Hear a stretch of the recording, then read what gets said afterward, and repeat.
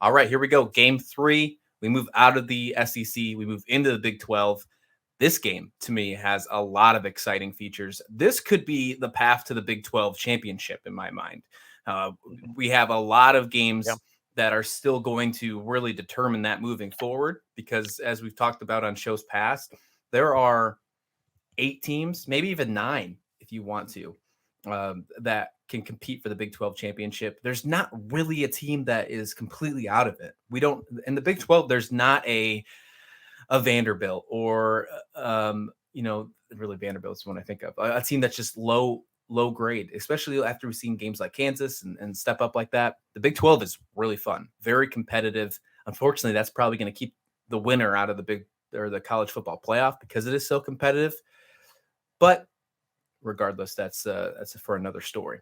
In this case, though, Oklahoma State versus Baylor. At the beginning of the season, Steve, and we were talking about it during a lot of our previews. Baylor was doubted to win the Big 12 championship. After winning it last year, they talked about who's going to win the Big 12 championship, and they'd have all these polls up, and they'd have Texas, Oklahoma State, or the field. They didn't give an actual single option to the defending champion Baylor Bears. And that's so wild to me. And we talked about how they're not getting any respect. More that the season goes on, nothing against Baylor, but I kind of understand why they did it because of how much depth this conference has. Okay, fine. Regardless, Baylor is still a fantastic football team.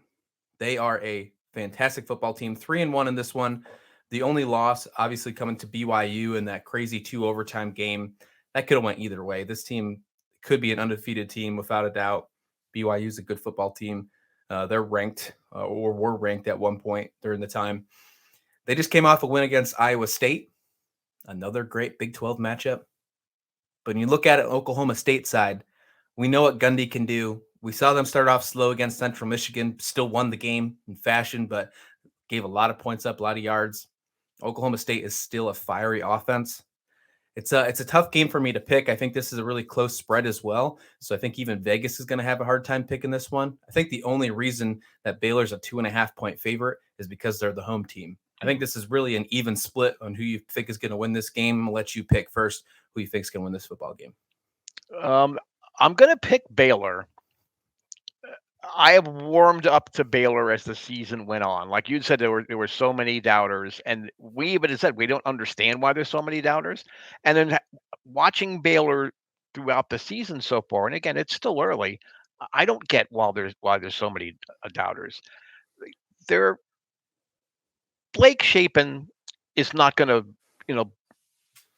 open your eyes or blow the doors off you. He's going to just work the short passing game, open up the gaps for a very good rushing attack. And he's just very methodical. Baylor is a very methodical offensive football team. You want them to be Oklahoma or Oklahoma State or some of the really great offensive juggernauts in the Big 12. They just plod along. And at the end of the game, you look up at the scoreboard and like, oh, hey, Baylor won that game. And it might not seem like they won it because they might be, there's going to be more time of possession with their opponent. There's going to be more, total yards for their opponent maybe. But Baylor just gets it done. Now, Oklahoma State, I mean, they're explosive. I mean, they have all kind of talent. Spencer Sanders and that the whole passing game is just breathtaking. You when they have the ball, you're sort of like inching to the edge of the seat, saying, "Okay, when's it going to happen? When's the big play going to happen?" Yeah, But who have they played? exactly. Again, I'm high on Central Michigan as a MAC guy, Mm-hmm. and they played better than I even ever imagined that they could. But that arguably could be their toughest opponent all year to this point. Okay, so Right. how explosive are they really going to be against a team like Baylor that has a reliable defense? I don't know. So I'm taking Baylor 2.5 points. Yeah, they're going to cover that. Um, I wonder what the. I'm sure you're gonna tell me what the over under is. I'm not sure that I would go with an over in this game, believe it or not. 55 and a half. No, I It's think I would pretty. still push the under. Only Yeah. because I think that highly of Baylor's defense and their ability potentially to keep the Cowboys offense off the field. Um, so I'm going to go with Baylor across the board, and All right. I think we're gonna punch the under on that one.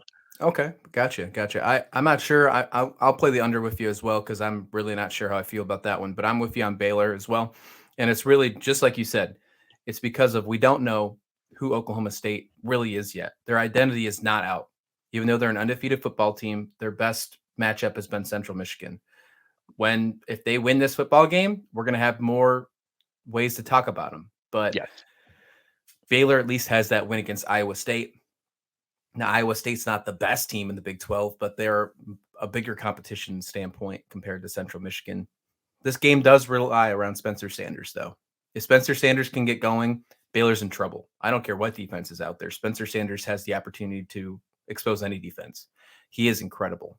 But if they find a way to contain Spencer Sanders, because the rest of their run game for Oklahoma State isn't the run game that we've seen in the past with like Hubbard or anything in years past, I think that Oklahoma State's going to have a tough time.